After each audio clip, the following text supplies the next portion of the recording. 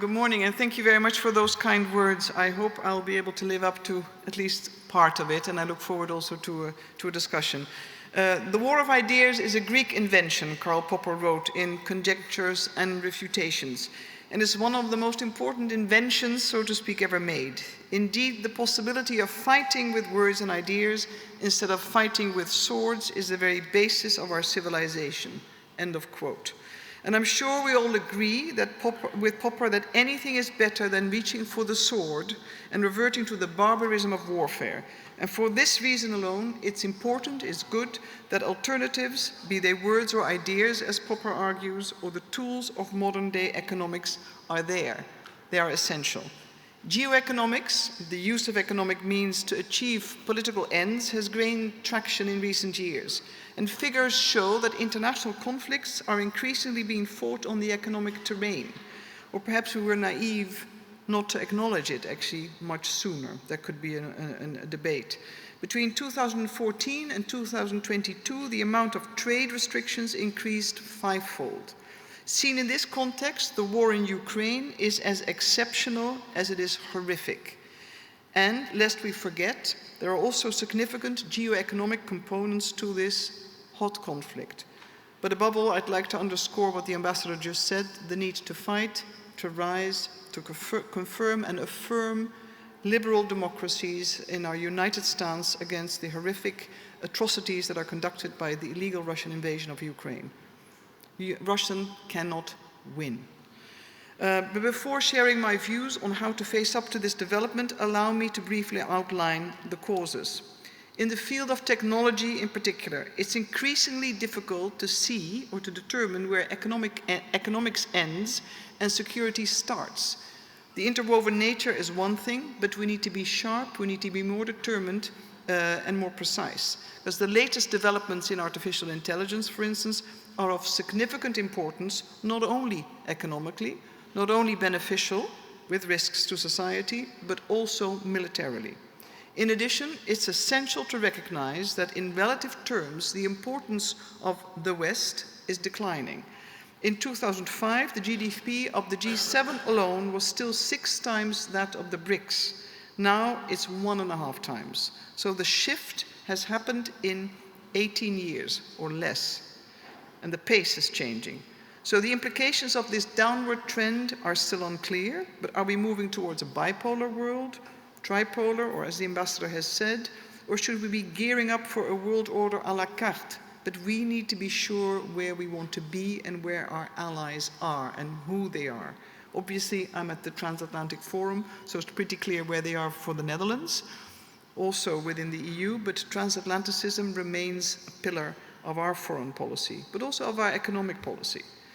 But we also had to reconsider our assumption that economic cooperation can always be relied upon to drive political cooperation. The EU is one such product, but the end of history, as some people have put it. Connectedness or interconnectedness also creates areas of dependence, mutual dependence, that can all too easily be weaponized if there's a change of regime, a change of political order, and a change of interest. And for the EU in particular, this has proven to be a disruptive insight. After all, as I just mentioned, and you know that very well, the Union is founded, has risen from the ashes of the Second World War, and it's to that economic cooperation, economic collaboration, economic convergence also fosters political cooperation. So we've traditionally focused on being an open economy that relies and derives its strength from international rules, alignment and compliance with those rules, and mutually created dependencies.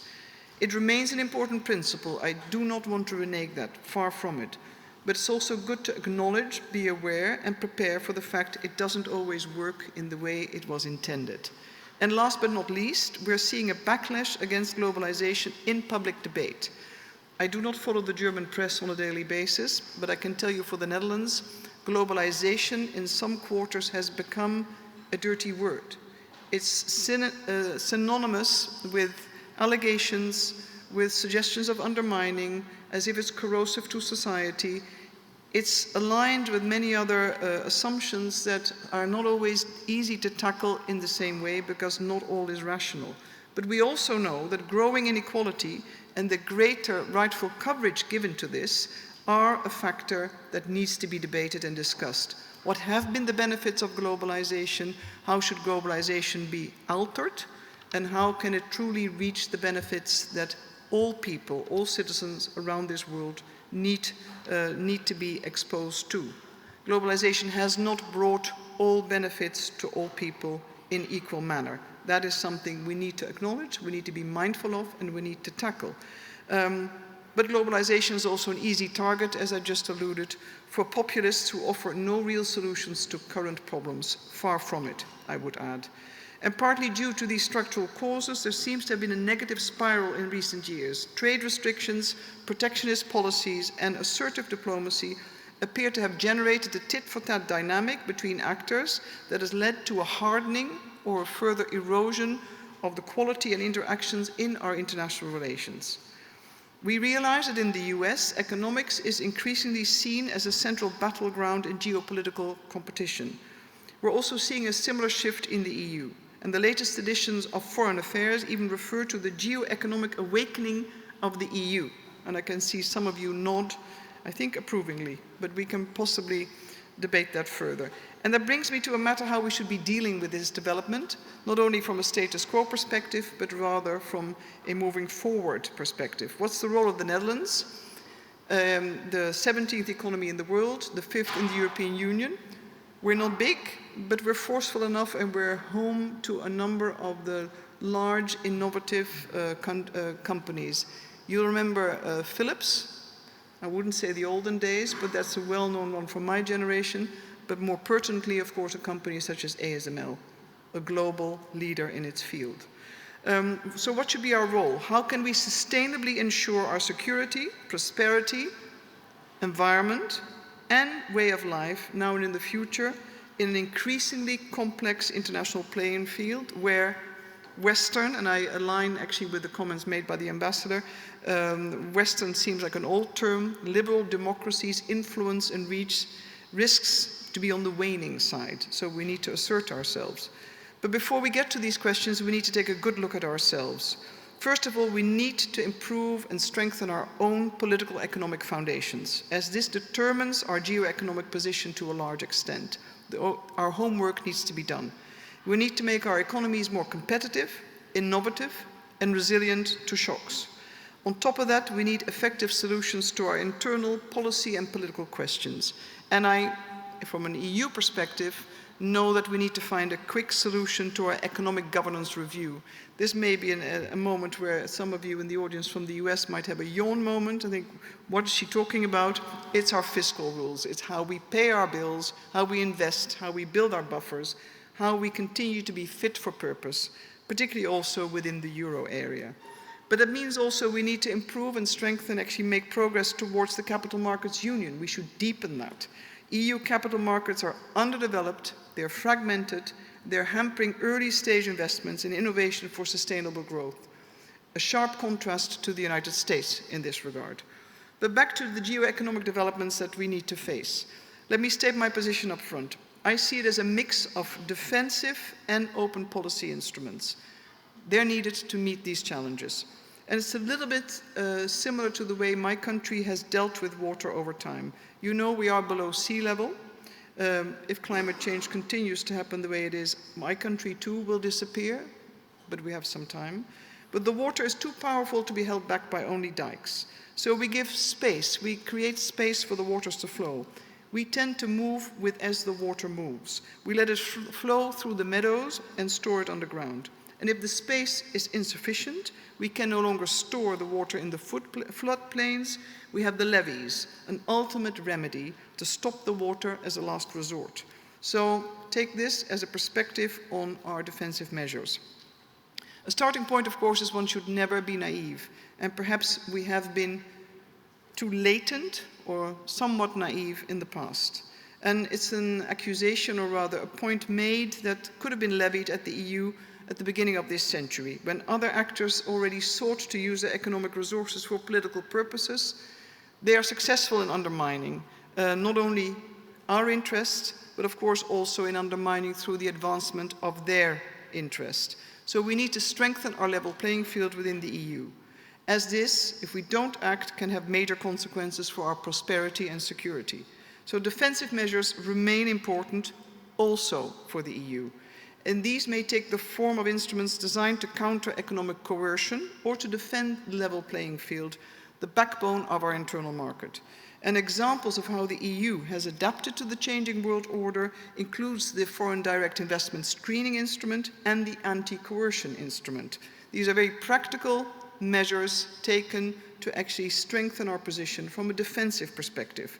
But defensive measures also have their drawbacks, not in the least negative economic consequences. And a study commissioned by the IMF has shown that far-reaching geoeconomic fragmentation could lead to a worldwide drop in prosperity of up to 7% of global GDP in the worst-case scenario, with obviously the less developed countries and middle-income countries being particularly badly hit. And that's the equivalent of Germany and Japan disappearing from the global economy. Decoupling is therefore also not an option to the EU or the Netherlands. And we find it valuable that the concept of de-risking is getting more and more attention and traction, as the damage quickly goes beyond the economic arena. A fragmented or fragmenting geoeconomic world order impedes our ability to address global issues such as climate change, but also poverty, or actually achieve the advancements of global public goods. Fragmentation tends to be less efficient than cooperation. So fragmentation often comes at the expense of issues such as poverty reduction, education, climate change, mitigation, but to me, above all, adaptation. And this takes place at a time when our troubles in this era of polycrisis have increased significantly. In other words, the adverse effects of defensive measures can be major and have perhaps been a little bit underexposed in recent times. We've spoken to their value, but we have insufficiently acknowledged the indirect consequences. And as a result, mutually reinforced dependencies have also gained a bad reputation, and perhaps unfairly so. Because where there are dependencies, if properly managed and mitigated, through trade, for instance, the benefits of trade could also be measured and could be shared. But international relations have become grimmer, and a defensive reflex is the logical response. And I understand that and I support that. But we need to be mindful of a self-reinforcing mechanism that results from the defensive reflex, a process in which we lose control or are faced with a lessening of influence. It's therefore vital that in addition to the necessary defensive measures, we make a concerted effort to shift our focus towards strengthened, enhanced cooperation, and perhaps in varied ways with different types of partnerships dependent on the country or situation you're dealing with. Obviously, I'm making a big carve out here for the current, for the current situation imposed on the world by Russia. Let me be very clear on this. I'm speaking more in general. Our position on the illegal Russian invasion of Ukraine is very clear, and I think we are very aligned, and we see ourselves in Europe as a front runner and a helpful ally where we can on sanctions, on the humanitarian field, the military field, as well as the reconstruction of Ukraine. So let me be clear, I make a carve out. But more in broader terms, when we want to speak cooperation in the Netherlands, we like to emphasize the concept of open strategic autonomy. I'm aware that in France, one speaks of strategic autonomy. The Netherlands and Spain have put forward a paper that speaks to open strategic autonomy. One could argue that the differences may be semantic, but open for us actually likes to reflect the importance we continue attached to being an open economy, to being an open society, that we see our security also strengthened through an investment in shared prosperity, in working collaborative partnerships with whom this is possible, in order to prevent further fragmentation. And in an ideal world, extended cooperation of this kind is governed still by multilateral rules, and it takes place in the spirit of cooperation. And the WTO still has a key role to fulfill in this regard, and reinstating the WTO's dispute settlement mechanism to us remains crucial. But multilateral cooperation, and I'm certainly not naive here, is not always equally effective when the world is changing countries are shifting gear and alliances are changing. So it's no surprise that we see a trend towards plurilateral cooperation between different parts of the world and different shifting alliances, dependent on the interests at stake. This is, however, a second best choice. And in times of geoeconomic fragmentation, it's sometimes the only route left open to us. When multilateral cooperation is actually mired in difficulty, other forms of cooperation, one has to be pragmatic, remain vital, may be needed, and can be useful to advance a return towards the formal multilateral forum, such as the WTO or others. And the EU is making efforts and progress in this regard. The work taking place in the Technology and Trade Council and the 2019 Trade and Investment Agreement with Japan are two very practical examples of this approach. Meanwhile, negotiations are also ongoing with other countries, including Chile and Australia. And EU expansion, enlargement, is also an example of new engagements and a changing approach to partnerships. And the benefits of these partnerships are multiple. Diversification, allowing for external shocks to be absorbed. Diversification is also a way to actually reduce high-risk dependencies compared to industrial policies such as onshoring. And just look at the crucial role played by international actors, of course the US, in supplying gas to the EU. There are different ways to tackle problems that we've encountered. Now, the benefits of open geoeconomic measures and building broader cooperation are obvious. But talk is easy, as many of you know, and I'm looking particularly to the practitioner. The gap between our talk and reality can sometimes be quite tough.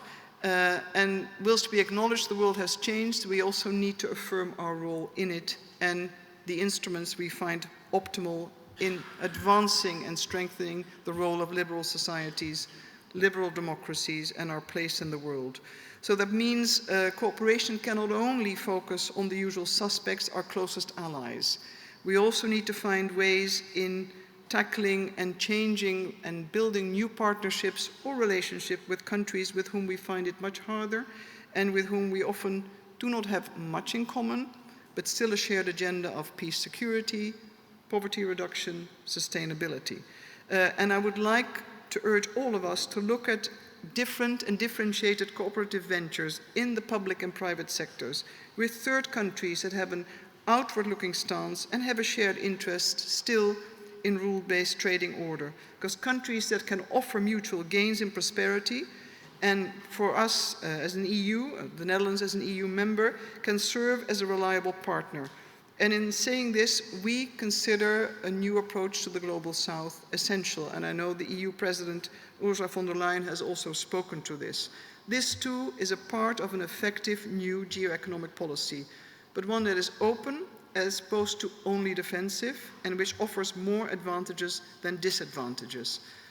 In this complex world, I think it's upon us, with the tools, the instruments, and the experience, to not always change track, but certainly offer greater diversity in our solutions. That's the only way we can effective. We have the means, and we certainly still have the funding and the financing to be an effective counterpart in this multipolar world. Thank you.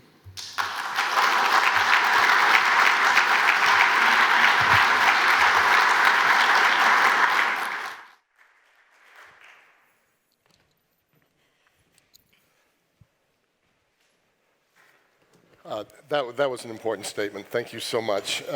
So, Madam Deputy Prime Minister, Madam Minister, let me start. There's so much richness in your speech on Russia cannot win, the importance of Western decline, relative decline that we're talking about, issues, the geoeconomic awakening of the EU. I want to come back to that. Geoeconomic fragmentation, really taking a look at a quite different world that we're going into. We've got about 15 minutes, I think, that the organizers have given us. So let me ask a couple of questions, and I hope we get to the audience. Let me start with sanctions. And the first panel talked about this a lot, too. Putin's still there. Yeah. The Russian economy doesn't seem to be doing all that badly. His engagement in the nature of his war hasn't been influenced by sanctions. So there's dangers to sanctions, as you said. There's upsides to sanctions. What grade would you give these so far? How have they worked? Well, I think they have had a significant effect on the Russian economy. There is a sharp decline in consumer spending, despite of what the Russians tell us, of course, but based on other sources, rising inflation and declining production in the arms industry. Sanctions are always a matter of, and I'm looking to the ambassador, the former coordinator, of having the long haul. If anybody believes that in imposing sanctions that a dictator or an aggressor will immediately say, oh, that's right, I've seen it now, I've seen the light, I give in. No, that's never happened. The history of sanctions is one of long term, sadly. So I think sometimes we need to communicate effectively that we will not relent. We will always find new packages, more sharper and so-called smarter sanctions to target and effectively halt as quickly as possible all instruments of warfare, money being an important factor. But had we expected an immediate overturn? No. And I think that's upon us to explain that better. But we have evidence that the 11 sanctions packages that have been introduced so far have worked and are working. The question is to maintain and sustain the pace and always look for the loopholes to avoid sanctions diversion. That requires particular work by the EU, and we're working on that. And it requires ministries of finance to be particularly accurate to find which ways the Russian economy is still finding their financial avenues. Of course, we also need to look at other big players. I mean, the whole point of crypto and diversion is a big risk. How is the war effort still sustained? How do we deal with other international players that are directly or indirectly enabling the war effort? Those are the political questions to tackle alongside the maintenance and sustenance of sanctions. So you would be in favor of, as one says, tightening the screws at this point even further? Would you do more sanctions? Would you do secondary sanctions? What do you think we should be looking to next? Well, in terms of a principled stance, the Netherlands is always willing to explore additional sanctions. One needs to be mindful of the fact that we need to introduce measures that can either work, or have a primary or secondary effect. I'm not in the latest inner workings of the discussion, what we're discussing in Brussels today. I can't do that. We only pronounce them once they're adopted. Mm-hmm. But our stance is that we should not leave any avenue unexplored. And that's alongside the discussion if we can use the Russian frozen assets, under which conditions legally it's viable to use the frozen assets to assist in the reconstruction of Ukraine. Most of which are held in Europe. Most of which are held in Europe, certainly the state-held. I was just talking to the Deputy Prime Minister of Canada, Chrystia Freeland, and they hold about $5 billion, and they're willing to do it. But of course, that's not $300 billion, and that would make a big difference as we rebuild this. On the positive measures, those are the coercive measures. On the positive measures, are we doing well enough on the coercive measures? To a certain extent, you're saying yes, but we should do more. On the positive measures, let me link these together with your comments about the geoeconomic awakening of the EU and the plurilateralism, geoeconomic fragmentation. Somehow that seems to all fit together. You know, we have implemented our Inflation Reduction Act. Yep. That seems like a piece of fragmentation. You have to tell me if you agree it is. The EU has got an answer to that. I don't know if it will work quite as well, but it's very interesting. So as you're looking at the positive measures, particularly transatlantic positive measures, give us your situation report. Mm-hmm. How well are we doing, or how poorly are we doing? And particularly in the context of trade and the fragmentation you're talking about, and the IRA and the European equivalent. Yeah, well, I think as a matter of principle, as strong allies from a transatlantic perspective, the EU, but of course also in NATO, we should always be mindful of the fact that any measures we adopt, certainly from an EU perspective, doesn't run counter the broader geopolitical interest we have, our shared values. I found that the EU, not the response to the IRA, I think a follow-up to the IRA, I would call the EU actions taken, should not be seen as a defensive posture to the US. The US has has leapfrogged. I think it's beneficial to tackle climate change. It aids the American economy. And actually, I've always looked at it as something where we shouldn't say, oh, look at the Americans, they're doing this. No, we should be getting our own act together. We should position ourselves in a way that we can be both complementary, and we're using different instruments. The difficulty, if you compare the systems separate from a few areas that may be sort of not totally in alignment with the WTO, I don't think that's the heart of the matter. The Americans, the US government has introduced a system that works via tax credits, which is easy, it's accessible, that works quickly. And within Europe, we sometimes tend to be sort of slow, and certainly for businesses, despite the volume of financing available, they're finding it very hard to basically have access to the funding. So we need to get our own house in order that we're more agile and more flexible. That's not an American problem. I think that's an inner European problem. So I don't think that actually results in further fragmentation. It's how we use it and how we sort of position ourselves. So I don't think the battle is not EU-US. The issue is really, are we fit for purpose to go and build this new economy that is green, that is inclusive, and that creates jobs for the future, and that assists our companies to be competitive. We both have free market economies, and we should sustain that. And competition is healthy. One shouldn't be daunted by it. And an overdue rate of state subsidies is not helping our economy. So I'm going to ask one more question, then I'm going to look to the audience. And the organizers have to let me know whether this clock is in front of me correct for our time remaining, or what I was whispered as in my ear is the time we have to close, so somebody just needs to pass. Is that the gap between the 22 and the 32? What is it? Well, we either have 22 minutes left or we have 8 minutes 10, left, depending on my instructions. But I want you to define and tell me what you're thinking about when you talk about the EU's geoeconomic awakening. That was a really interesting term for me and a new term for me. So what is the awakening about it, and how would you describe it? Well, I think in lay political practitioners' terms, I would say it, because I'm not the political scientist here. I think it's an awakening of the fact that we always thought we worked towards the internal market. Then we've been very preoccupied with accession and enlargement, but it's always EU-centered. When I worked outside, I've worked a lot in the Middle East and so-called fragile states.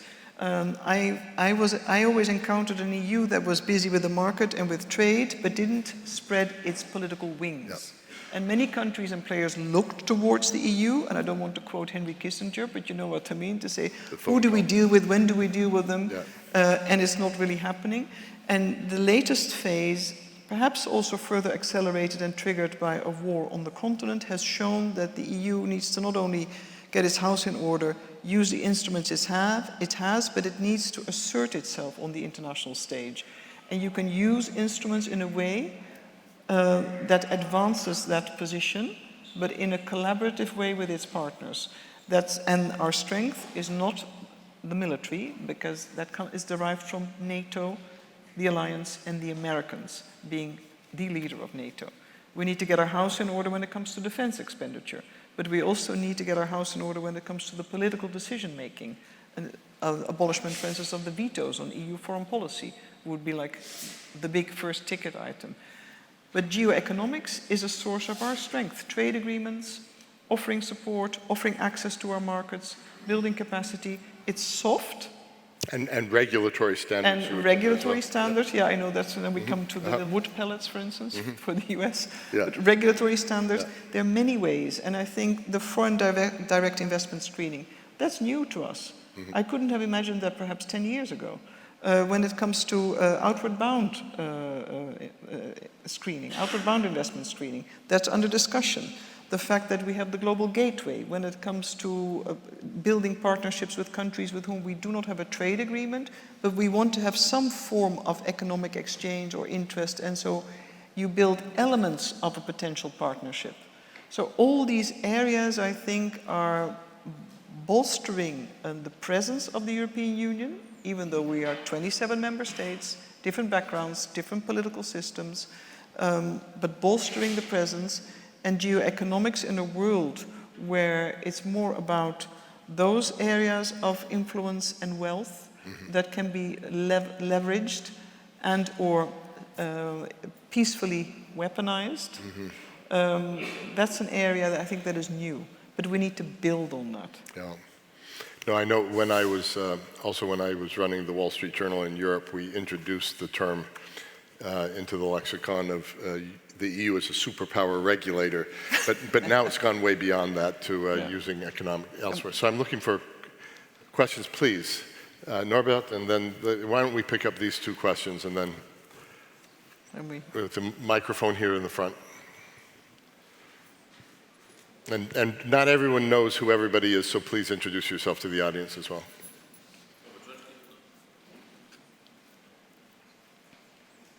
No, it's on. My name is Norbert Röttgen. I'm the Vice Chairman of Atlantikbrücke and a member of the German Parliament. I have a question on Russian gas. As you know, so far, no gas sanctions have been, no European sanctions on Russian gas have been imposed. Russian gas is not entering Europe via pipelines. The one has been destroyed, the other not completed. But Europe has become the relatively largest consumer of Russian gas nevertheless, because it is shipped now as LNG to European ports, then regasified, and then transferred and sent across Europe. So we are filling with billions of dollars yearly, annually, the war chest of Vladimir Putin. Is your view on that we should stop this as Europeans? That's a tough one. I was worried that you were going to ask me about Nord Stream, the pipeline. Well, to be honest, I'm not sure if we have adopted a position in the Dutch cabinet, so I want to be mindful that I'm not sort of expressing myself in advance of a government position. I think it is the right question to ask, because we cannot be naive or suggest, well, we stopped using gas. The Netherlands was one of the first ones to be out of Russian gas, and we even had a debate with our municipalities that had contracts with Gazprom, and we tried to sanction them. Actually, it didn't hold up in front of the courts. But the real question is indeed, are we indirectly enabling diversion?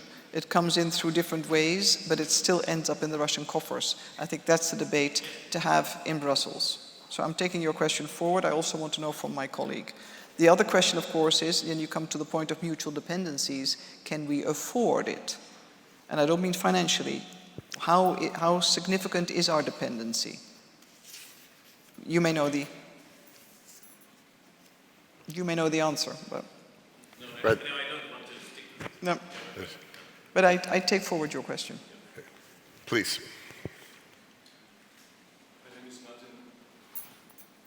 My name is Martin Mühleisen, ex-IMF, and now with the Atlantic Council, Senior Fellow. You mentioned the long-term impact of sanctions, and indeed keeping the pressure up on Russia for hopefully not too many years, but many years will be necessary to see this conflict come to a successful conclusion from the European and US perspective. But there's also significant pressures on the other side in keeping that coalition together.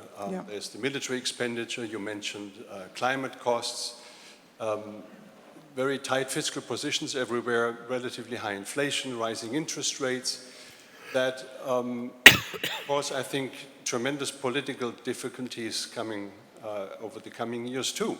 There are important elections in the US, there are elections also in Europe with forces that are more Russia-friendly than many of us in this room would like to see, possibly gaining votes. So how do you see the long-term capacity of Europe, of European countries, the EU, and also our transatlantic partners to maintain that position and see this conflict through to a successful conclusion? And I guess I'd add to that, with your own elections in November, how do you see the impact of them on this as well? Yeah. Yeah. Well, first of all, it depends really on our ability to continue to foster economic growth in the Eurozone. That's extremely important. Now, I know in Germany it hasn't been so fantastic, let's say, in recent periods. We still have very modest growth, but it's nothing to write home about. So that is the sort of the underpinning. Secondly, a lot of countries, including my own country, we've spent significantly and generously last year to deal with historic inflation rates and provide for purchasing power packages for consumers, for our citizens. However, we've done it in such a large measure, it's not sustainable over time. And that brings me to the need to have the proper fiscal reforms. So, we need to start living post-corona, post-2022, the economic hit. We need to start living within our own means again. And that's where the crunch comes, that a lot of citizens have gotten used to generous compensation by the state. Now we've reached a time where we can no longer afford it. Economic uncertainty has crept in, so we need to start taking tougher choices, either raise taxes, not always very popular, or cut cost, either one of the two. So this is, I think, a potential Achilles heel. On top of that, in a number of European countries, new governments have been elected with populist voices, either supporting it or being within the government.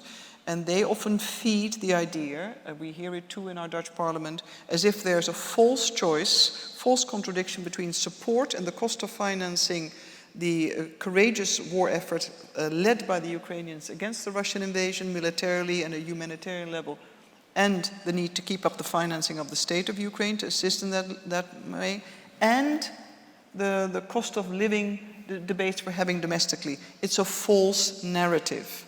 If we lose the war in Ukraine, we're all lost. No peace and security on this continent.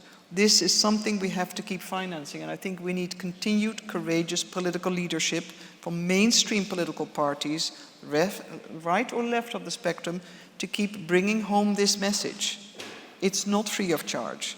So it requires also prudent fiscal choices domestically, which are not always very popular, but necessary with a long-term view. So how I see it, I'm not entirely optimistic.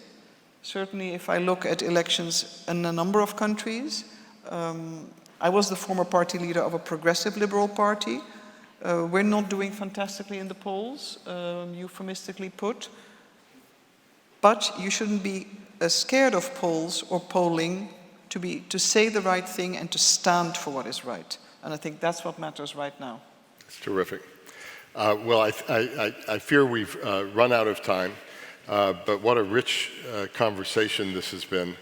And you've put a lot of terms, thinking on the table that I think we'll continue talking about as we go forward. And I hope we'll pick up on this conversation on plurilateralism.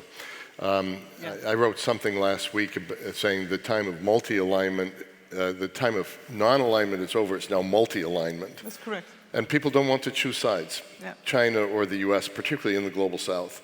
And so I think this is going to be a confusing shakeout period. That seems to be what you were saying there, is that right? I think so, but also I think we have to be fairly pragmatic. When I was Minister for Trade in the previous Rutte government, I was actually, although being a staunch multilateralist, I believed that working in a plurilateral way towards hopefully multilateral endorsed outcomes is a way moving forward and not giving up on the system, and not also becoming a passive bystander of an erosion of what are internationally agreed rules and values and standards. We have to sort of breathe new life and perspective into the system.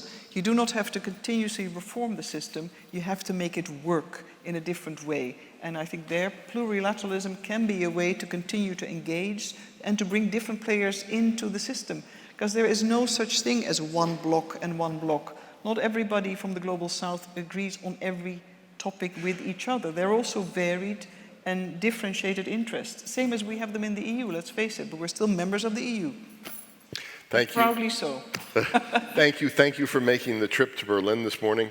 And ask the audience to join me in thanking the First Deputy Prime Minister and Minister of Finance of the Netherlands. Thank you. Thank you. Now, tell Mark. Yes, please.